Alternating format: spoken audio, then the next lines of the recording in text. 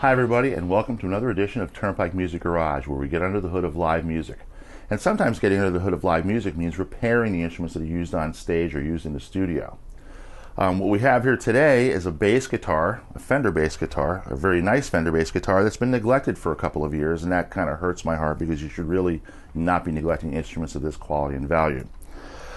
So the first thing we do, it's in pretty rough shape, and we're going to try to resurrect this and make it playable for on stage.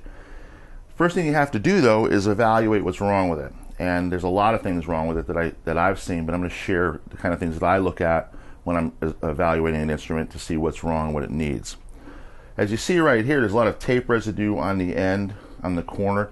That happens to be where the input jack is supposed to go. And you see it's kind of dangling here, and the wires are kind of twisted. And so it doesn't play at all, so there's no sound coming from the instrument.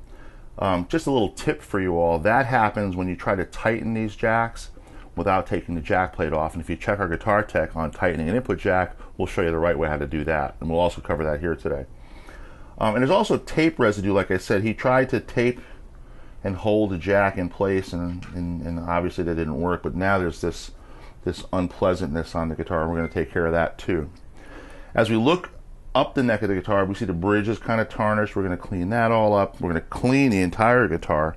The strings are very old and shot. The neck of the guitar, I'm looking at the frets. They're very dirty and they haven't been polished in a while, and the wood is kind of dry, so we're going to condition the wood. At the top of the guitar here, I'm noticing that the neck is very, very flat, so there's going to be some adjustments that are going to be required there. And this is the kind of things that I look for to sight down the neck to see how high the strings are from the neck, whether the neck has got bow in it or not, and those are all the things that we adjust when we do a setup. I want to see how bad the jack situation is, so we're going to take and flip to the other side, and we're going to remove this jack plate, this back plate. And inside we're going to find all the electronics that control this guitar.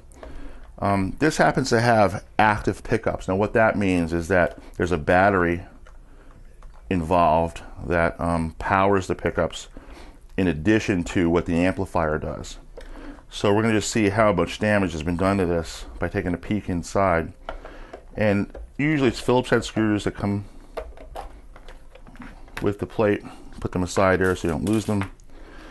And I see here that this wire has been twisted very much. So what they did do is try to tighten the jack without tightening the jack plate.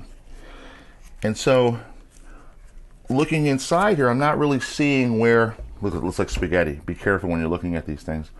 I'm not really seeing any other damage. So we're probably pretty good here with just resoldering this jack and reattaching this wire that's come loose in that process. Otherwise, the guitar is pretty good. I mean, it needs to be cleaned, like I said, and adjusted.